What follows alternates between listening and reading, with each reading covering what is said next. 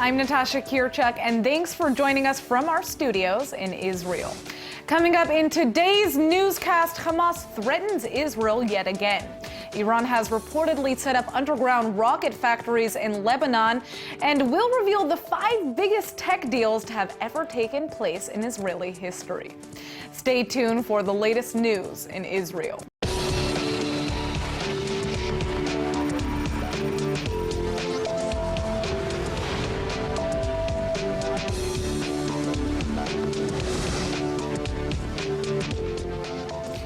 Gaza has been under a blockade by Israel and Egypt since it was overtaken by Hamas a decade ago. It's all to keep weapons and other contraband from reaching the hands of the Islamist terror group, which is committed to Israel's destruction. And now one of the terror group's most radical leaders is threatening that there will be an explosion of violence if conditions aren't improved. Fatih Hamad is a senior official at the Hamas Political Bureau who's listed on the American Global Terrorist List. He's now demanding the blockade be eased or there will be an explosion from Palestinians in the West Bank and Gaza. Hamad claims signs of this movement are already being seen, and there has been a recent uptick in attacks emanating from both territories. Hamas wants to see the rebuilding of Gaza areas that were damaged in its last conflict with Israel in 2014. The terror group is also insisting that the travel restrictions of residents be eased and that air and seaports are installed in the region. Israel's actually considering the building of an artificial island off the enclave's coast that would house both facilities. They could be carefully monitored while also providing Gazans with greater access to the outside world. It's long been Jerusalem's policy that many of the bans would be lifted if the terror group would stop using imported materials to build up its arsenal and retract its vow to destroy the Jewish state. Since seizing control of Gaza in 2007, Hamas has killed hundreds of Israelis in 3 major conflicts, launched thousands of missiles, and carried out suicide bombings and other terror attacks. Meanwhile, the most recent flare-up of violence in the West Bank is being directed at veteran Palestinian President Mahmoud Abbas. Activists are demanding that he immediately step down from power and cease all security cooperation with Israel. The seat of the Palestinian government in Ramallah has been rocked by protests over the past 2 days. The outcry was sparked over the trial of 6 local men on illegal weapons charges, one of whom was killed when he shot at Israeli forces trying to arrest him last week. A riot erupted outside of the courthouse, and PA security forces reportedly beat back demonstrators and journalists with clubs. They also used live fire to disperse angry crowds during related protests near Bethlehem. The protesters are demanding the Abbas government seize its security coordination with Israel against Islamic militants. They're also calling for an end to the 1990s Oslo Accords, which is a cornerstone of the Israeli-Palestinian peace process. In recent years, the Palestinian leader's descent in popularity polls has been matched with his rising intolerance of dissent. Dozens of people are said to have been detained after peaceful protests over the past 6 months. Even though his 4-year term in office expired in 2009, Abbas has refused to step down or hold new elections. The PA's prime minister is now trying to calm rising tension by promising to launch an investigation into allegations of police brutality during this week's protests. All right, turning to another nation in the region, it looks like the former Egyptian President Hosni Mubarak is set to be released from prison on Monday at 88 years old. The former leader has been in detention at a military hospital in Cairo, where he's mainly been stationed since his arrest in 2011 and has played a major role in the Egyptian peace process with Israel. Mubarak was overthrown as president of Egypt during an uprising and was originally sentenced to life in prison for his involvement in the deaths of demonstrators in the 18-day revolt. But the Egyptian leader was cleared of murder charges this month in his final trial and claims he's always faithfully served his country. إن محمد حسني مبارك الذي يمثل أمامكم اليوم لم يكن ليأمر أبدا بقتل المتظاهرين. لم يكن ليأمر أبدا بقتل المتظاهرين وإراقة دماء المصريين. Mubarak served for almost 30 years as a leader of Egypt and was very much known as a force for stability in Middle East politics. When he took center stage, he pledged to continue implementing the Egyptian peace process with Israel, which had made most of the Arab world shun his nation. Mubarak was even involved in returning large parts of the Sinai Peninsula to Israel during the 1967 Middle East War, and won the respect of the U.S. for his many attempts to negotiate a peace deal between Israel and the Palestinians. سأواصل معكم مسيرة العبور إلى المستقبل متحملا المسؤولية وأمانتها ما دام في الصدر قلب ينبض ونفس يتردد. Mubarak's downfall began in 2008 when deadly riots broke out in protest of the soaring food prices, government corruption, and low wages in Egypt. In January of 2011, anti-government demonstrations broke out across the country, inspired by the downfall of Tunisia's corrupt president Zine Al Abidine Ben Ali. Mubarak responded by clamping down on protests and was accused of ordering the army and police force to open fire on peaceful protesters that had gathered in Tahrir Square. In February of 2011, Mubarak tried to conciliate the protesters by promising to step down in the next election. وأقول بكل الصدق وبصرف النظر عن الظرف الراهن أني لم أكن أنتوي الترشح لفترة رئاسية جديدة فقد قضيت ما يكفي من العمر في خدمة مصر وشعبها لكنني الآن حريص كل الحرص على أن أختتم عملي من أجل الوطن. A week later, Mubarak resigned and was subsequently arrested. He's now set to be released from prison on Monday. Hezbollah can now produce missiles capable of striking any part of Israel. That's a claim from Iran's defense minister amid fresh reports that the Islamic Republic has been building weapons factories in Lebanon specifically for the terror group. Arab media is reporting the heavily fortified munitions facilities are located 160 feet below the Earth's surface so they can withstand potential strikes from the Israeli Air Force. The sites are said to have been operational for at least 3 months and staffed by Iranian and Lebanese experts trained in Tehran. The sources are boasting that the Hezbollah production line of weapons includes not only the rockets, but firearms as well. While their ultimate purpose is for use against the Jewish state, for now, Hezbollah is allegedly using the new arsenal during its battles in Syria. These latest reports offer increasing validation to the warnings from Israeli Prime Minister Benjamin Netanyahu over the depth of Iran's involvement in Lebanon and Syria. All right, now, as Washington prepares to enact serious budget cuts, congressional leaders across the political spectrum are imploring U.S. President Donald Trump to safeguard the position of the nation's special envoy against anti-Semitism. ILTV's Aaron Porras joins me with more on the story. Aaron, why is this position so important? Well, I think that the U.S. is aware that the Jewish people, if not the nation-state of Israel, is a so-called canary in the coal mine, or basically a warning sign of worse things to come should nothing be done. So there's been a sharp uptick in anti-Semitism and other hate crimes since January, and it looks like the United States is finally getting its act together. They're getting the picture. So recently, 167 American lawmakers from both sides of the aisle in the House have signed this letter to protect, signed a letter to the White House to protect this very special position. All right, let's check your report out. Was created as part of the Global Anti-Semitism Review Act passed in 2004. The representative is responsible for monitoring and combating anti-Jewish activity worldwide under the auspices of the State Department. Signatories of the letter argue that, quote, U.S. leadership on combating anti-Semitism and promoting human rights are pivotal components of American diplomacy and foreign policy, end quote. Signatories of the letter argue that, quote, United States leadership in combating anti-Semitism and promoting human rights are pivotal components of American diplomacy and foreign policy, end quote.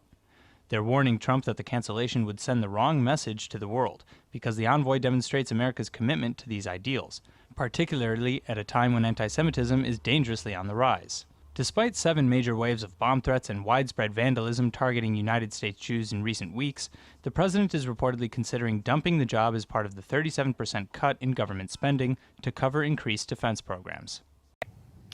We all know how important worms are for the environment, but you wouldn't necessarily associate them with treating diseases, or would you? Well, joining me in the studio today is Professor Aldus Schoenfield, who's actually using the little creatures to treat autoimmune diseases. Thanks so much for joining us. Welcome.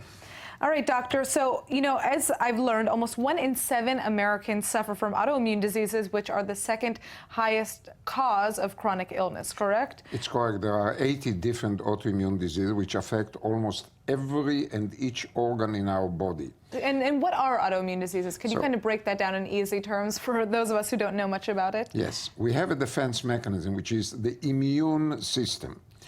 The function of the immune system is to prevent invasion of foreign creatures or agents like viruses or bacteria. Like in the army, when we have a friendly fire, sometimes there are mistakes. And if you have an overreacting immune system, it may turn its weapon toward our own organs or tissues. And these are autoimmune diseases. Can you give us an example of an autoimmune disease? If it affects the brain, it's multiple sclerosis. Okay. If it affects the joints, it's called rheumatoid arthritis. And if it affects many organs in our body, the name is systemic lupus erythematosus. Now, you guys have used a specific type of worm to help treat autoimmune diseases. Can you tell us about that? What does that mean? Right. The facts are that geographically, wherever there are helminths, there are no autoimmune diseases. Wherever Hell means worms. Worms. Yes. Helminths means worms. So wherever you have malaria, you have no lupus. So the idea was to harness this idea and to treat patients with worms, namely to give them living worms to eat like macaroni. No way. All right, so... And yes. It was done. 12 women with multiple sclerosis have consumed these living worms, and they had no attacks of multiple sclerosis. But it is disgusting. Therefore, they came with the idea, so let's use the eggs of the worms. And this is a transparent fluid, 2 milliliter. You drink it, and it was used. And those who consumed these eggs of worms had no attacks, which we call exacerbations of autoimmune diseases. Wow. But then the eggs hatch, and the worms come from behind. And it's also disgusting.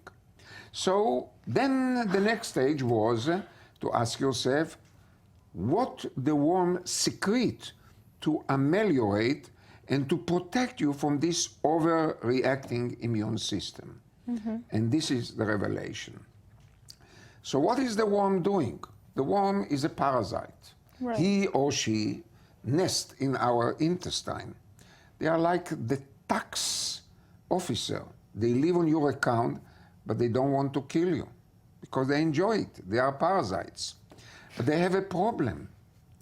They have to protect themselves from the immune system of the host, of the human being. Wow. Therefore, they have to secrete some substances which will modulate the immune system, telling the immune system, listen, I'm not so bad, be calm or calm down. And that's the idea that we would like to do with patients with autoimmune diseases. So now my question for you is, what does this drug or treatment look like once you've used these molecules? Are these pills that patients are taking? I mean, because I'm assuming at this point it's not just eating worms anymore, correct? Correct. No disgusting feeling anymore. No you can more take yuck it as a factor. pill, and you can take it as an injection, subcutaneously. And I'm assuming the trials have gone very well, correct? Not very well, marvelous. Marvelous. So we believe if so far it works in 3 models of autoimmune disease, knowing the pathogenesis, what happened in other diseases, that it will work in all other 80 autoimmune diseases. Well, it seems like you guys have created something, or at least, figured out how to use worms in a way that's going to treat so many diseases. And like we said before, so many people suffer from autoimmune diseases. So this is a huge, huge discovery. Thank you so much for coming in. Thank you very much for hosting me. Thank you. Okay, thieves in Tunisia almost made off with an extremely rare Torah scroll, but were caught by the authorities just in the nick of time. African country's National Guard apprehended a smuggling network after being tipped off about the attempted theft of the 15th century Jewish treasure. The cell suspected of planning to take the scroll to an unnamed European country. The Torah is considered the holiest book in Judaism. It contains the first 5 chapters of the Old Testament, handwritten in Hebrew by scribes on parchment. They're stored in special holy arks in synagogues and taken out for Jewish prayers. The Tunisian relic is being described as a one-of-a-kind artistic and historical artifact. Jewish roots in Tunisia can be traced back to the 7th century before the Common Era. Around 100,000 lived in the country around the time the Muslim state gained independence in 1956. Many immigrated to Israel or elsewhere, and now there's only a tiny community of around 1,500 Jews still living there.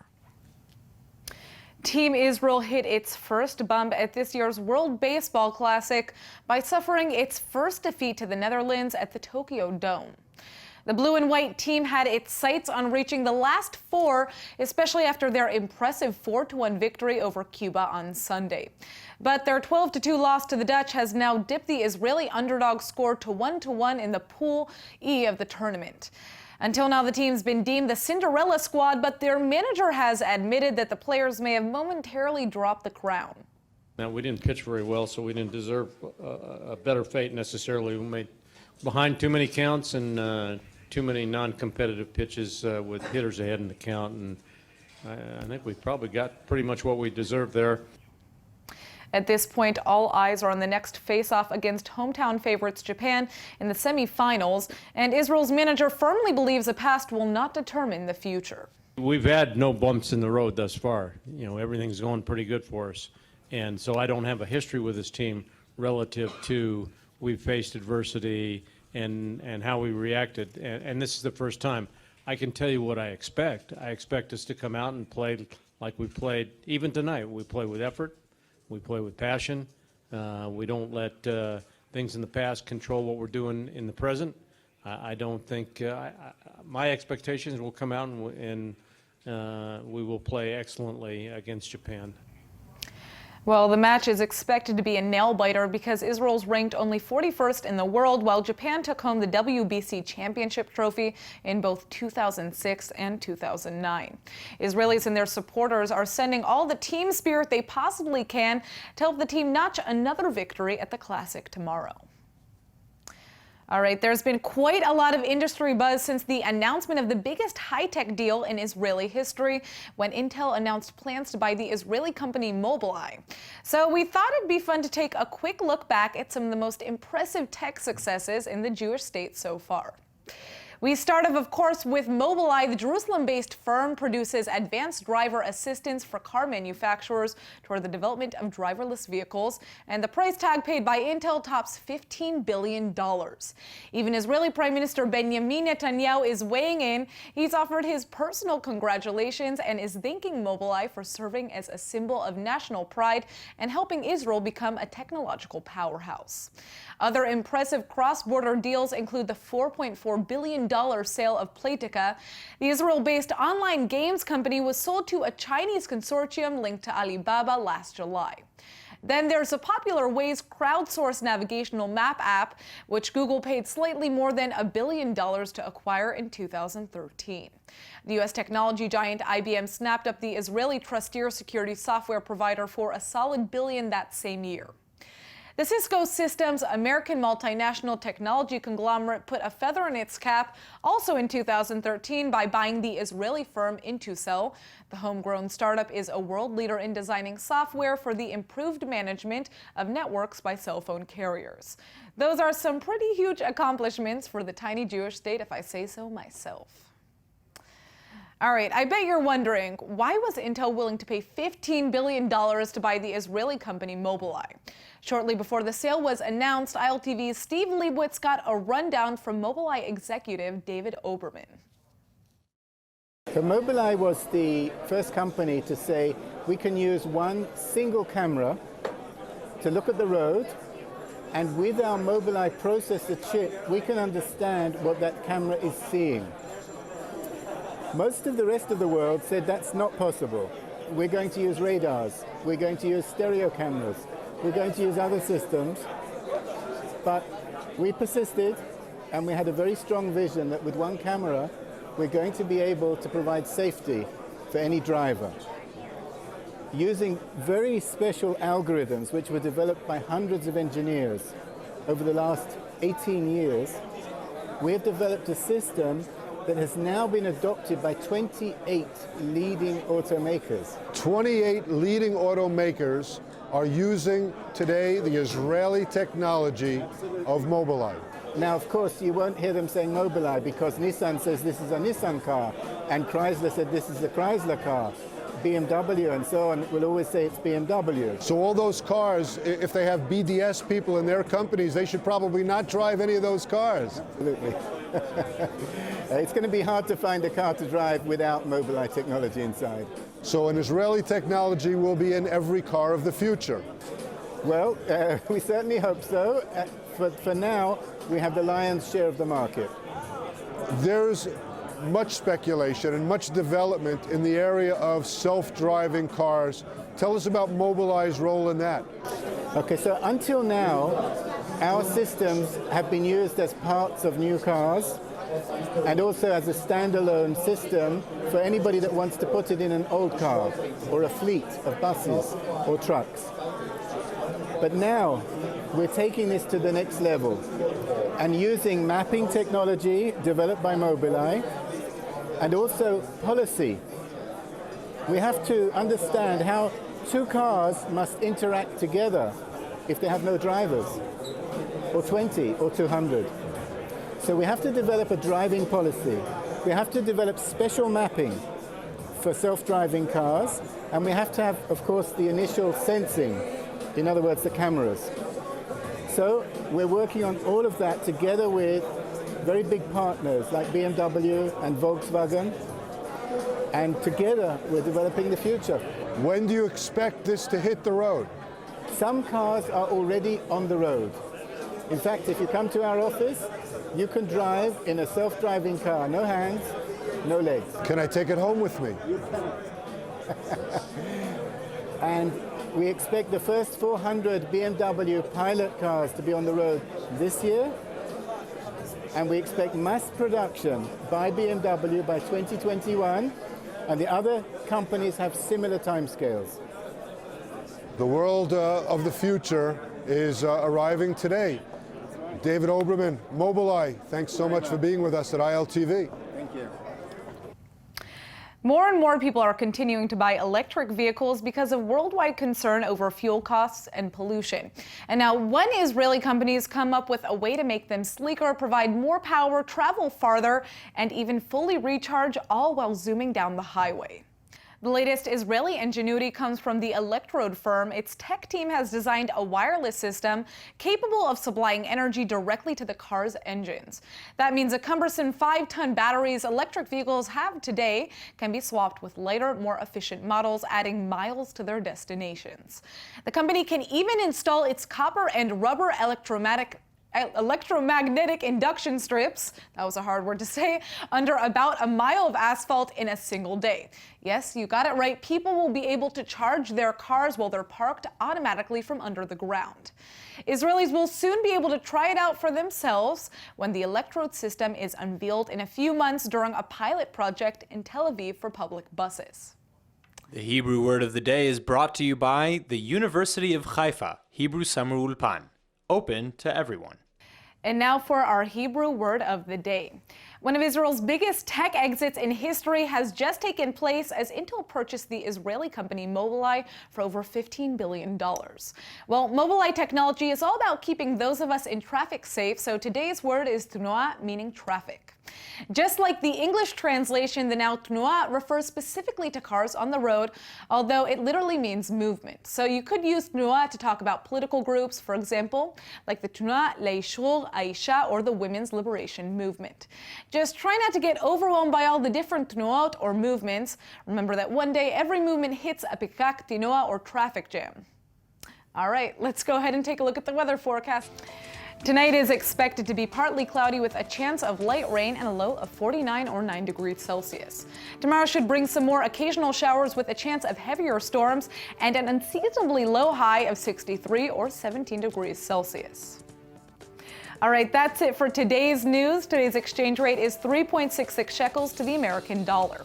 Remember to sign up for our daily newsletter at iltv.tv. Thanks for watching and see you next time.